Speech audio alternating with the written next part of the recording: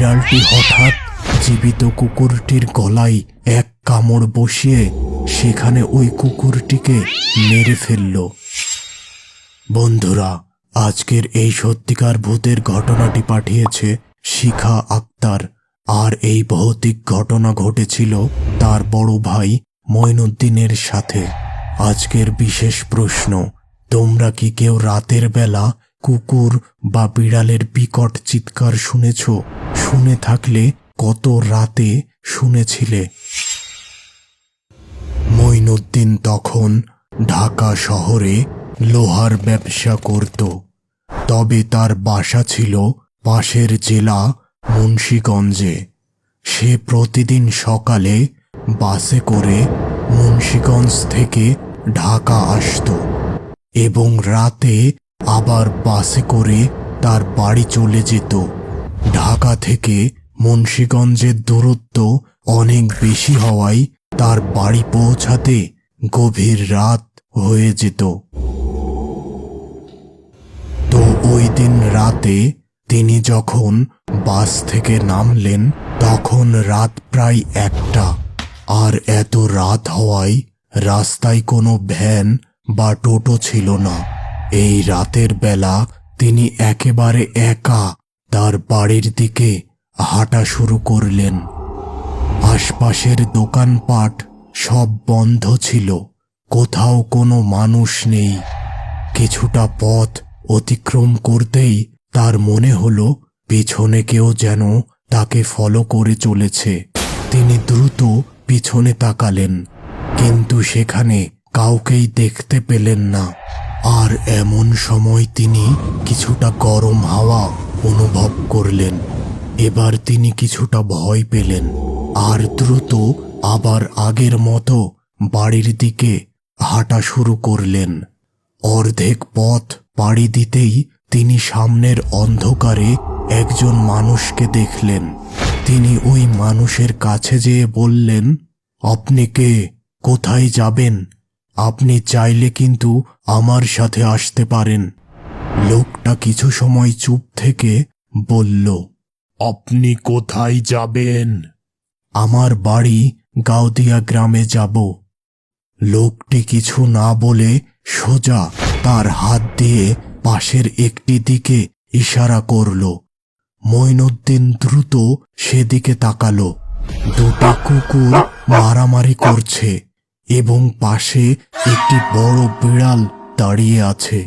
এক পর্যায়ে একটি কুকুর সেখানে মারা যায় এবং অপর কুকুরটি ওই মৃত কুকুরের সমস্ত মাংস খেয়ে ফেলে। এই দৃশ্য দেখে মঈনুদ্দিন ভীষণ হকচকিয়ে যায়। এবার সে লক্ষ্য করে বিড়ালটি হঠাৎ জীবিত কুকুরটির গলায় এক কামড় বসিয়ে সেখানে ওই কুকুরটিকে মেরে ফেলল এবং সাথে সাথে ওই বিড়ালটি অদৃশ্য হয়ে গেল। মঈনুদ্দিন ভীষণ ভয়ে ওই দিক থেকে চোখ সরিয়ে লোকটির দিকে তাকায়, কিন্তু একই সামনে কেউ নেই। কোথায় গেল সেই লোকটি?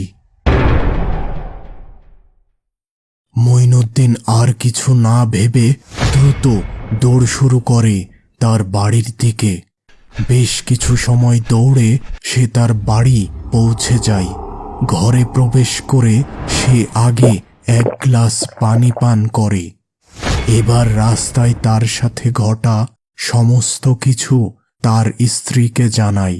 এ কথা শুনে তার স্ত্রীও ভীষণ অবাক ও ভয় পায়।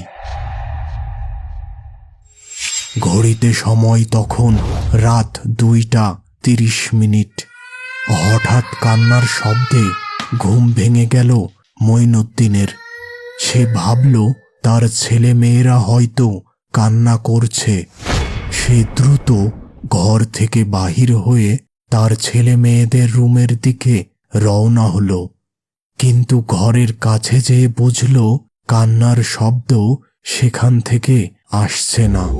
এমন সময় কে যেন তাকে পিছন থেকে ডাক দিল, মঈনুদ্দিন।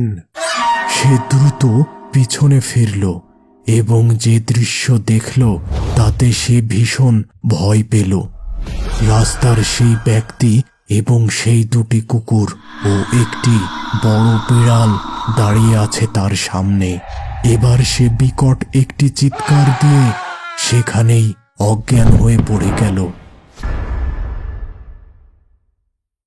মঈনুদ্দিনের যখন জ্ঞান ফিরল, তখন সে নিজেকে তার বিছানায় আবিষ্কার করল এবং সে তার স্ত্রীকে রাতের সমস্ত ঘটনা বলল। তার স্ত্রী এসব শুনে ভীষণ ভয় পেয়ে গেল এবং তিনি একজন হুজুরকে ডেকে নিয়ে আসলেন। হুজুর এবার সবকিছু শুনে বললেন, গত রাতে তুমি যে ব্যক্তি ও প্রাণীগুলো দেখেছিলে সেগুলো আসলে জিন ছিল। তারা তোমাকে ভয় দেখাতে চেয়েছিল। এই কথা শুনে মঈনুদ্দিন ভীষণ ভয় পেয়ে গেল। তোমার উচিত এই বাড়িতে দোয়া মাহফিল করা, যাতে করে এই সমস্যা থেকে মুক্তি পেতে পারো। আর রাতের বেলা কখনো একা ঘোরাঘুরি করবে না। এরপর মঈনুদ্দিন তার বাসায় দোয়া মাহফিলের ব্যবস্থা করে এবং এরপর থেকে তার সাথে আর কোনো প্রকার অস্বাভাবিক ঘটনা ঘটেনি।